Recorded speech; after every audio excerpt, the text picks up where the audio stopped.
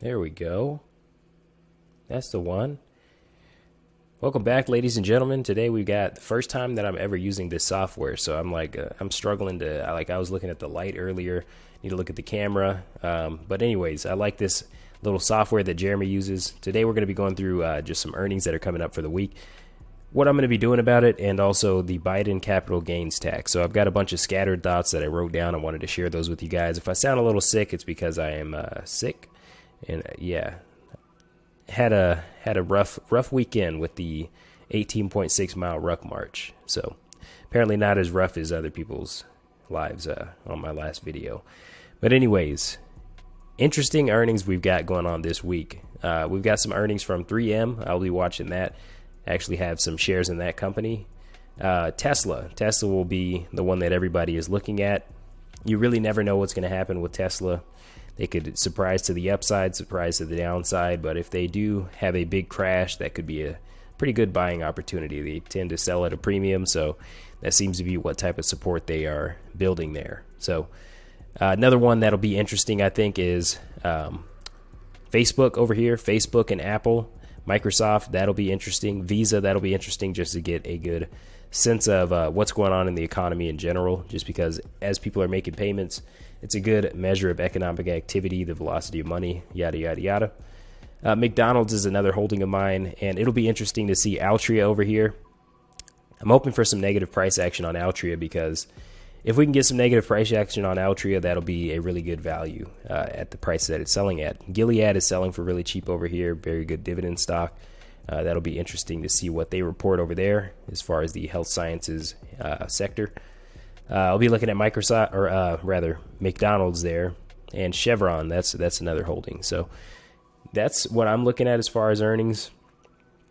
Apple, Facebook, those are always very interesting to look at. Caterpillar is overvalued right now. Amazon's a good holding of mine, but not really too interested in it right now at this current price. AbbVie, ExxonMobil, those would be two interesting high dividend plays to look at. AbbVie's actually selling pretty cheap right now. So anyways, moving on into this Biden capital gains tax thing. So this is only going to affect you if you make over $1 million.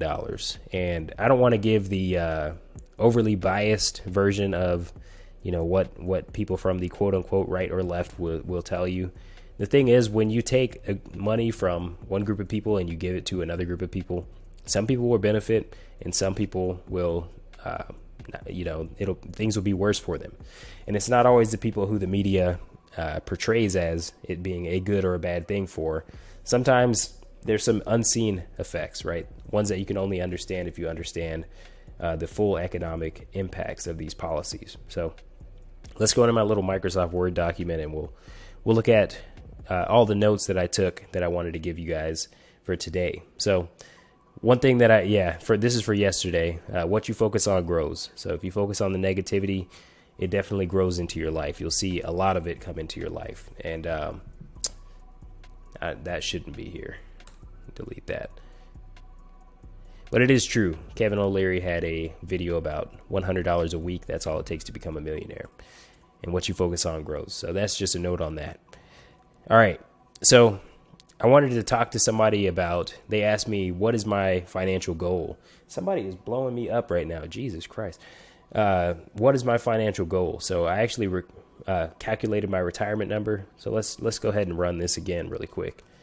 And basically based on me having $2,500 per month. So 2,500 times 12.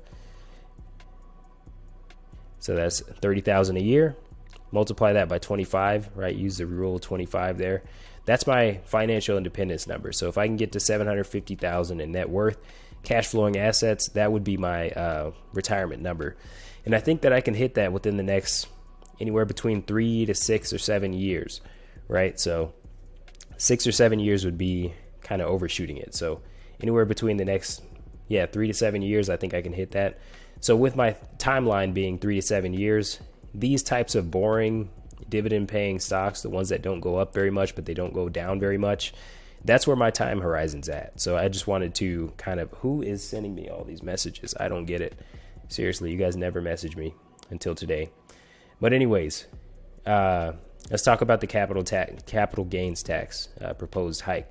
So 25% of all stocks that are held by people in taxable accounts. So what we need to try to figure out the impact that this would have would be how much of those are actually going to how much of that is held by people that make over $1 million a year. So depending on when that tax goes into effect, you'd want to sell before it goes into effect, but they could just put it in retroactively.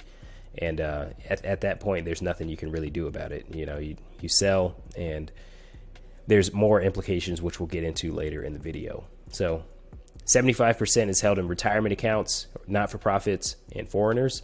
All right, this is from CNBC, so take all this with a grain of salt, but we're just trying to get a good estimate here to see what's the probability of all of this happening. So it would be a 39.5 or 39.6% tax, and then there's an additional 3.8% tax on top of that for the wealthy. So it brings it up to 43.4% tax on the highest income earners for their capital gains. So a good segue into that is, what is a capital gain? So basically a capital gain is when you sell something that's yours and it's worth more than when you bought it. So that's essentially what a capital gain is. An investor mindset. So what does the investor think? The investor wakes up and thinks, I've got all this capital. What am I going to do to it to grow it? What can I do to grow all of this capital? And when we think about the investor from that perspective, all the rest of what we're going to talk about starts to make sense. So, all right. Basically, the U.S. has to be competitive as far as tax rates. That's what I was getting at here. So I'm going to throw a little, if I can figure out how to edit this. Basically, the U.S. didn't used to be competitive with taxes. We used to have about a 40% effective tax rate back when the income taxes were 39%. It could have been a little bit lower, but basically, the point being, the outside countries outside of the U.S. were much more competitive on tax. Then we lowered the taxes. We repatriated a lot of the money back into the U.S. And then now that taxes are going to go up, what you would expect is that investment would go back outside of the U.S. If we come back up here, we notice that there's a good portion of investment that comes from foreigners, right? So we attract a lot of foreign investment because taxes are currently low. So when you're an investor, like we said up here, the investor wants to make as much money as they can on their capital. So no matter where you're at, if you think that the U.S. is a competitive place to do that, you will invest your capital there. If you think that going and investing your money somewhere else is going to get you a better return, you'll go do that as well. So bonds are taxed as ordinary income right now. So essentially what you do is if you tax bonds and stocks as ordinary income, you basically make it so that there's no difference tax-wise between bonds and stocks, right? So you're betting on that capital. You're putting more risk into investing into businesses. So people are less likely to invest into a business if they don't think that they're going to get a better return. So by taking that tax and making them the same, you're essentially disincentivizing investing in companies, and you're making the incentive for investing in debt or investing in, let's say, municipalities, or giving the government a loan. You're making that better. So take that how you will, but you're basically incentivizing giving loans to municipalities, companies, and investing in debt instruments. Okay, long-term capital gains. So essentially long-term capital gains, unless you make over, I think it's $496,000 or something like that. Could be wrong. Make sure you go check that out. Yeah, you'll be taxed at either 15% for most people if you make under $40,000 as an individual, or you make under $80,000 filing jointly. You'll not be taxed on long-term capital gains at all, but most people will get taxed about 15%. So moving into the next thing is qualified dividends. So qualified dividends means that you held for 60 days before or after just around the ex-dividend date. It means you held the stock that paid a dividend, for a qualified dividend, for at least 60 days. And ordinary dividends or ordinary income, interest income, those are basically taxed as ordinary income. So essentially interest income, it would be like you gave somebody a loan and they paid you interest. Let's see. Tax deferred accounts. So I wanted to talk about how this is going to have an effect on tax deferred accounts. Essentially, things like tax deferred accounts, MLPs, which are an investment instrument, you're going to see a big resurgence of people using a lot more of this because you can avoid taxes either now or later, depending on whether it's a Roth or traditional. So I think that the effect that this is going to have is that people are going to be using these tax deferred accounts a lot more, so that they can either hide out for the meantime or, for the long term, just to basically see like their return is going to be a lot better within those taxable, those tax efficient accounts. So next thing, tax loss harvesting. Wanted to talk to you guys about that. People are definitely going to start tax loss harvesting. I mean, they're already tax loss harvesting now, but you can offset up to $3,000 in regular income a year by selling losers, and you can carry forward some of those losses. So basically what you can do is if you have businesses or if you have, just real estate or things like that, essentially anything besides a job, if you're self-employed, if you're doing anything besides getting W-2, you can offset some of your losses. So like, let's say that you had a loss on, I don't know, a house or something like that, and it was a long-term loss. You could offset that by selling some losers before the tax date. So you're going to see a lot of people trying to save on taxes through that. Okay. Deductions. You'll see a lot of people claiming a lot of deductions, I think. Things like vacations, utilities. If you're self-employed, you can do a lot of this stuff. Like you can claim some of your mortgage on your business expenses. Let's see. All you have to do to be considered a business is have a profit every 3 out of 5 years. So if you wanted to start yourself a business, and as long as it was profitable 3 out of 5 years, you could take a lot of deductions in that way. So this is obviously talking to people who plan to eventually, potentially be subject to that tax, but there are a lot of ways to get around these taxes. One thing that I did want to mention is that not every industry is subject to the same tax rate. So if you actually look at different industries, you can kind of see the little tinkering that goes on. Like if you look at how high the tax rates are in the tobacco industry, it makes sense why they pay out so much of what they make in the form of dividends. Versus if you look at how low big tech is paying on taxes, it makes sense why they don't really care about raising taxes as much, because they're not paying the taxes. So the lobbying, it's we could maybe get into that in another video, but it's interesting to see that these companies aren't all paying the same amount of taxes, and it's written into the tax code that way. And who writes the tax code? Yeah, exactly. So anyways, we'll see some 1031 exchanges. I'm not sure if they're going to get rid of the 1031 exchanges. And my point of writing all this down was that we could see a huge real estate surge. We could see a big real estate surge in prices, because if you can't hide out from taxes in the stock market anymore, you can't get beneficial tax treatment. What are you going to do? You're going to go into real estate where there's plenty of tax benefits, and you can hide out there for a couple administrations, and maybe that'll help you save those taxes. All right.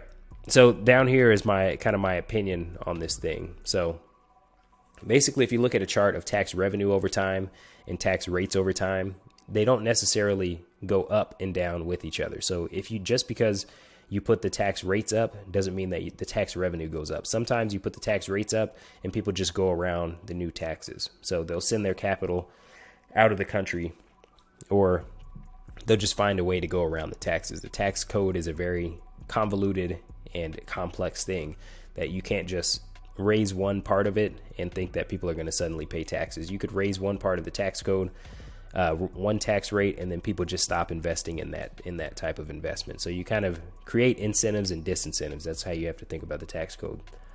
Okay.